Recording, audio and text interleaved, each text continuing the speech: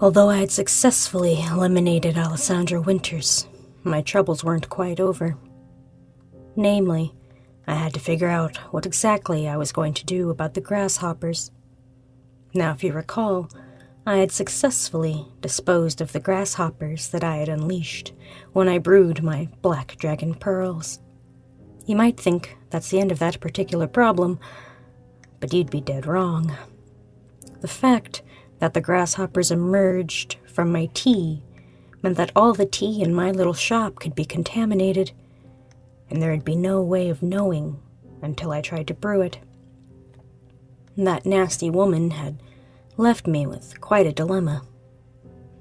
Of course, the only solution was to cleanse my entire tea house. The process is both painful and arduous, but it would be worth it.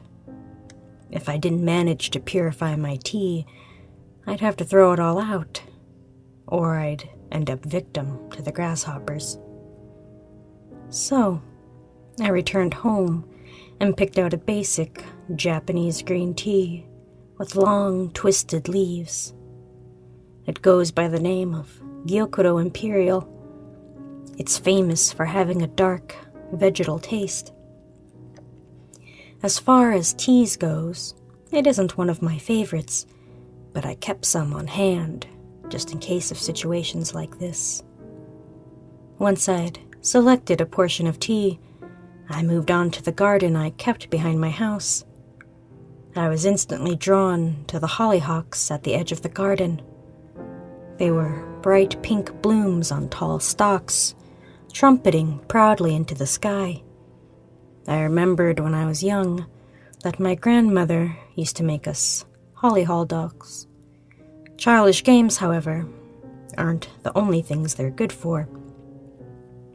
It took me 20 minutes to select the most worthy blossom of them all.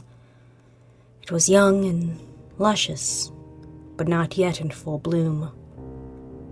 Returning to the house, I gathered my needle and thread and prepared to make hollyhock blooming tea.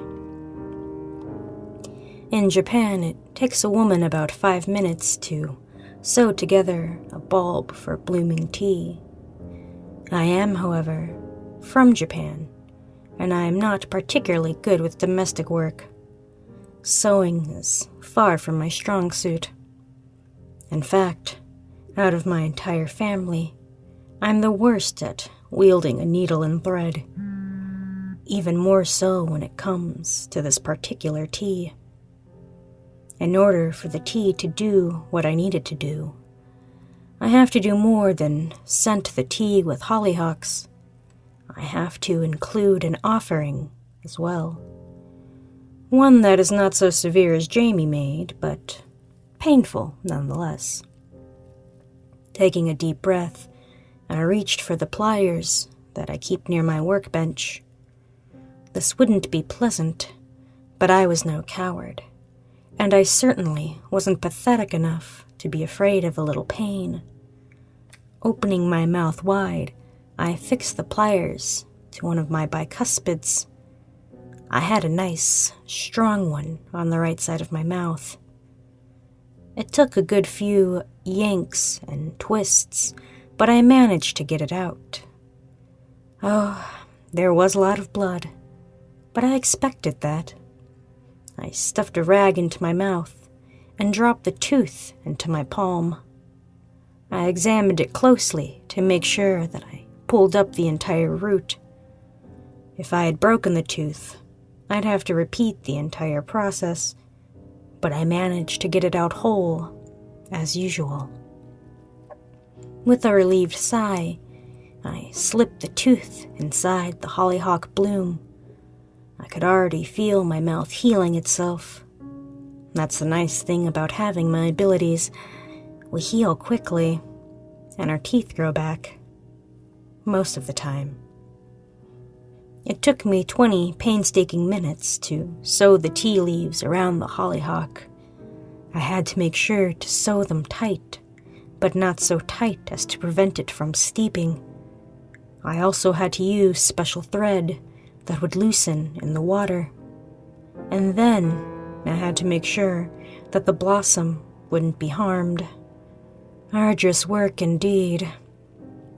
Once the bulb was finished, just one bulb about an inch in diameter, I wrapped it in a silk handkerchief and headed for my tea house.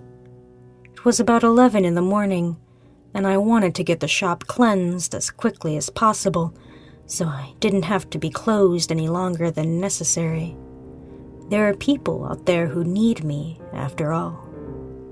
I heated the water to about 180 degrees Fahrenheit, and then dropped in the bulb, using a glass tea kettle so I could watch it brew. For good measure, I added just a pinch of rock sugar. If you know anything about them all, you know they like sweets. Then I sat back and watched the magic. As the water softened, the leaves and the thread, the bulb began to pulse and wither. Soon enough it opened and exposed the hollyhock inside. The flower seemed to tremble with the heat of the water, but soon enough it unfurled, blooming completely in a burst of deep pink. I peered inside. My tooth was gone. That's how I knew the offering had been accepted. Satisfied, I took the glass teapot out through the back door, where a swatch of emerald grass drew the gaze of the sun. Very slowly and, oh, so carefully, I poured the tea out into the ground, choosing the thickest patches of grass to concentrate my efforts. Afterwards, I sat in a wicker lawn chair and waited. It took almost 2 hours for them to arrive, but when they did, they seemed to come all at once. It started with a little wiggling in the grass, barely perceptible if I hadn't been looking for it. But I was, and when I saw it, I inched forward, trying to see if it was finally happening. Out of a tuft of grass it popped. It looked vaguely human, though its skin was wrinkled and charcoal gray, and its hair was long and stringy. Looking for all the world like wet tea leaves, it had huge, ragged wings that were larger than its body. If they hadn't been so thin, the poor little thing wouldn't have been able to hold itself up. It had stark white eyes that seemed to glow in its skull, and it stared up at me, its mouth forming a mischievous little sneer. It always amuses me when illustrations in children's books depict fairies as dainty little men and women with pretty gossamer wings and flower dresses. If that's what you're looking for, you'll never find it. Fairies are not pretty creatures, but they are tough and hard-working, and they're usually willing to help if you offer them something in return. A few minutes after the first appeared, about 200 fairies were crawling out of the grass, standing by their brethren and waiting for my request. As an answer, I opened the door to my tea house, and they filed in. As the last one through the doorway, it looked at me pointedly until I shut the door. Fairies do not like to be disturbed while they're working. A few hours later, my tea house was clean, and the fairies were exhausted. As they trudged back to the grass from which they emerged, I was sure to leave out a few bowls of sugar water to express my gratitude. I shut the back door and opened the shop, sparing no second thought for my little fairy helpers. Unfortunately, I forgot that the fairies weren't the only creatures inhabiting the tea shop's backyard, and the fairies are very mischievous folk. When I woke up the next morning and saw the news, I refused to believe what had happened. Of course, the newscasters had No idea how the woman had died. They said the victim was a 24-year-old Caucasian female with blonde hair and green eyes. It had taken some doing to find out her identity, because she was withered down to the bone. Her skin shrunk tight around her frame, as though all the meat inside her had been sucked out. The police chief commented that he'd never seen a case like this before, but I had. Or, rather, I had heard from it from my mother, and I knew immediately that this death heralded the return of something I thought was long dead.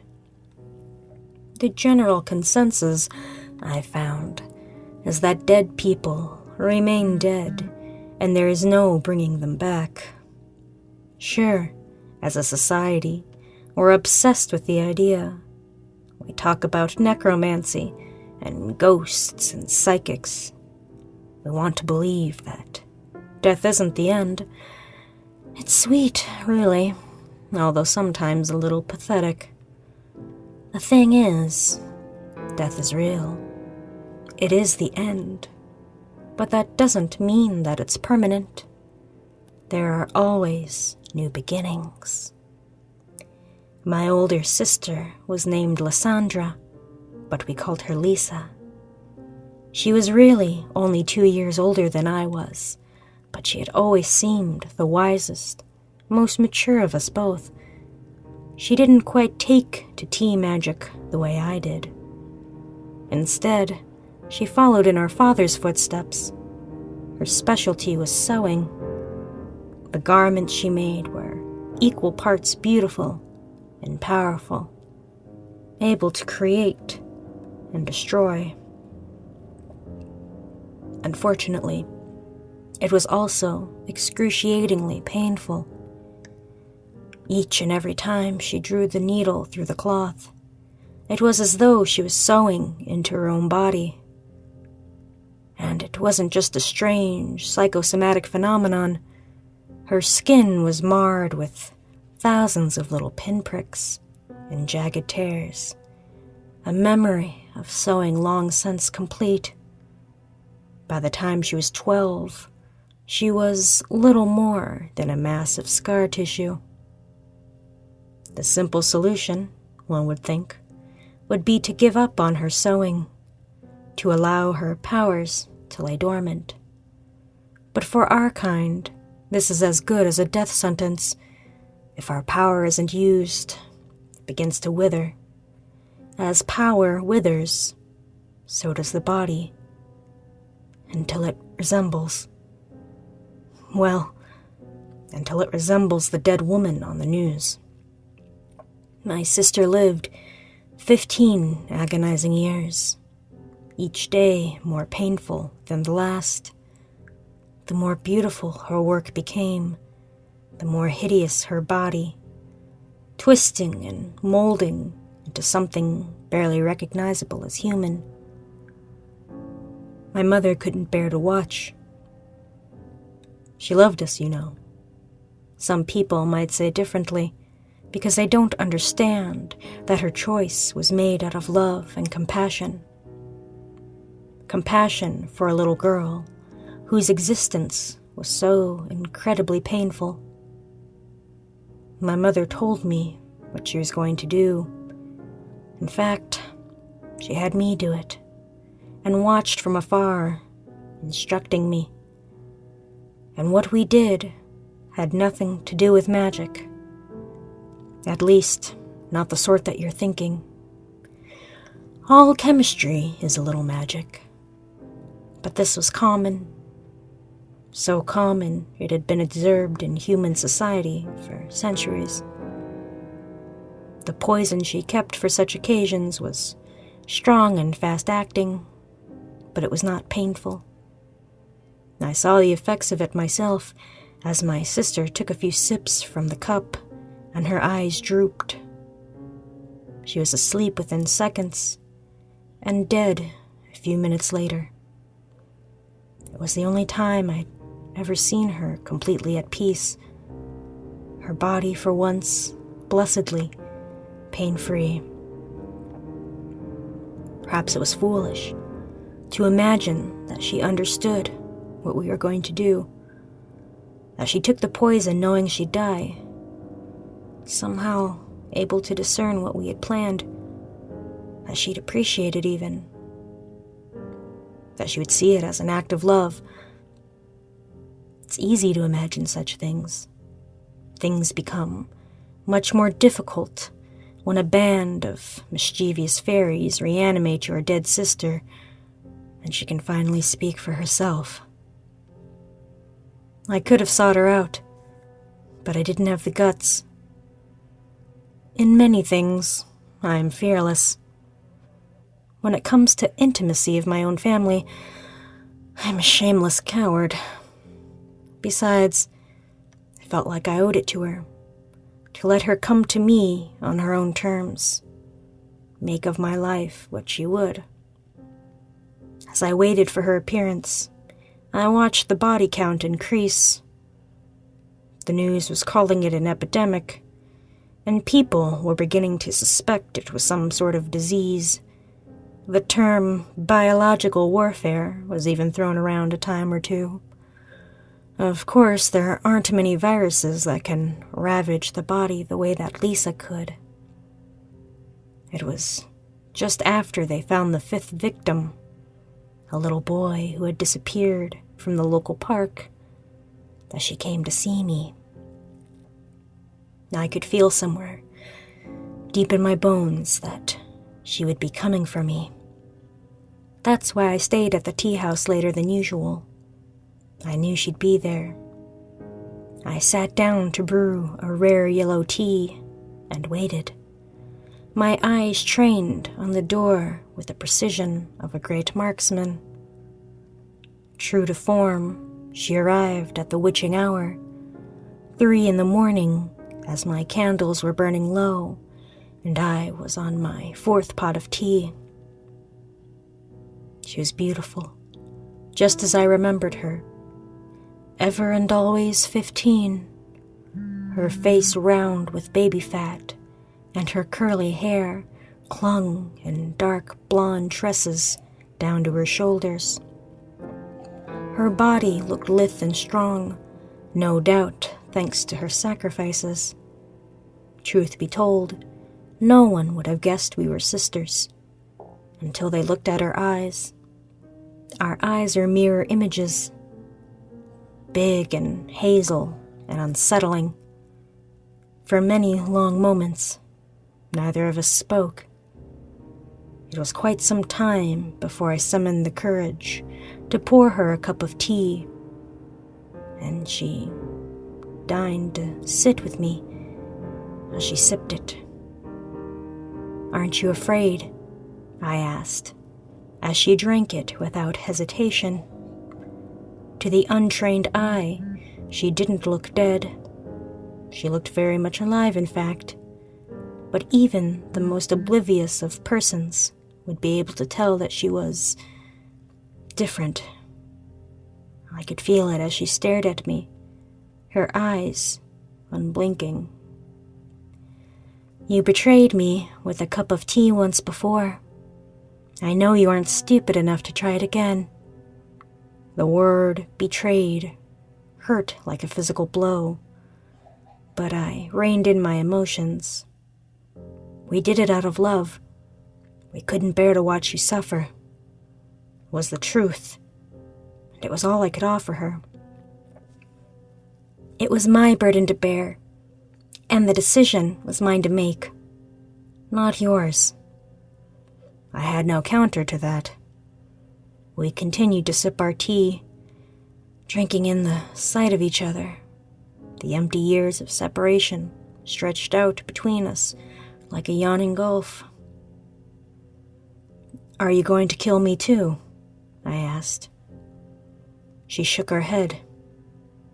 "Why did you kill them?" "I was hungry." "Hungry enough to kill 5 in 2 weeks?" At that, she smiled at me. It transformed her, and I knew that she was no longer human. She was Lisa, of course, But she wasn't the same Lisa that I'd once known. Death had done something to her. Death leaves a person hungry. Your little stunt did yield some good, little sister.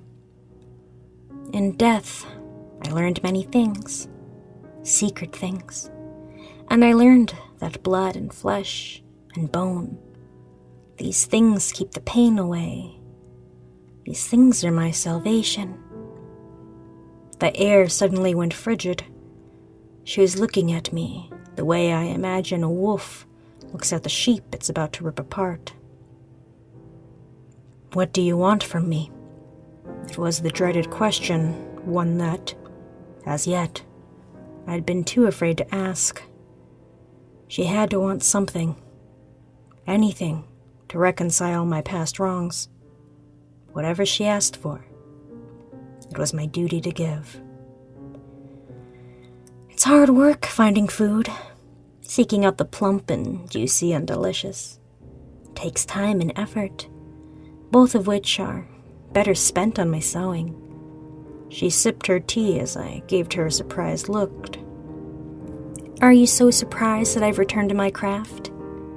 It's my destiny. And now I've found a way to do it without pain. And you're gonna help me.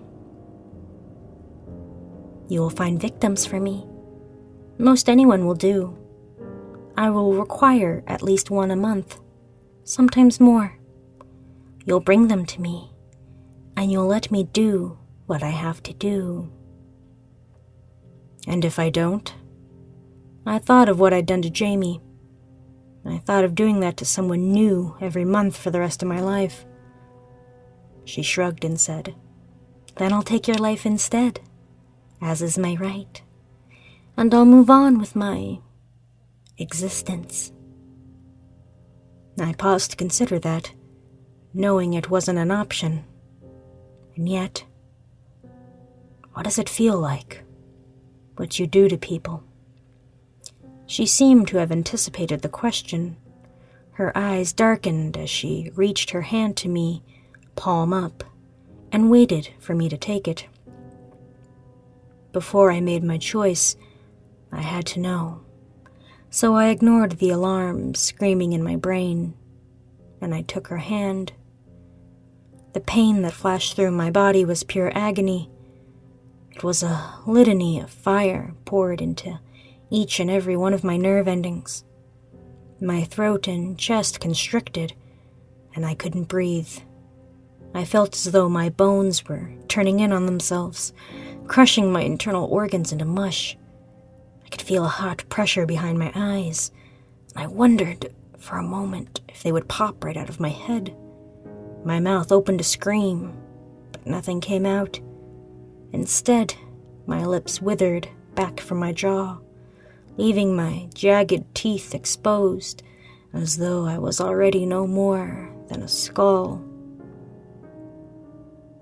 She pulled back, and I collapsed against my chair. It was several long minutes before I returned to my normal. My body pressure evened out, and my breathing came back in ragged gasps. She couldn't have touched me for more than 2 to 3 seconds, but it had felt like hours. "Now you know what it was like for me all those years," she said. There was no hate in her voice, no relief, no absolution, nothing. She was no longer capable of true emotion. She simply existed, life in its purest, most basic form. She was terrifying. As I began to tremble, she waited for my decision. In the end, I had to make a choice. It's been 6 months since Lysandra was pulled out of her grave in the back of the Teahouse, and time has gone by slowly. 6 months translates to 6 victims, to both feed her hunger and placate her gnawing pain. At first, I tried to only choose people who deserved such a terrible death. To kill is not such a difficult feat, but to do so repeatedly over a long period of time, that takes a toll even on somebody like me. Eventually, I was forced to confront what I already knew to be true. It is impossible to tell who deserves to live and who deserves to die. Life is never so black and white, so morally clear. We'd like it to be, of course, but the fact of the matter is that good and bad are muddled together into humanity, and there's nothing that we can do about it. Last month, an absent-minded mother left her 3-year-old daughter at the Teahouse while she ran out to do some errands. Lysandra waited there. She wanted her, and there was nothing I could do but oblige. Through all this pain and suffering, there's one shallow comfort that I'm eternally grateful for. At least I never hear them scream.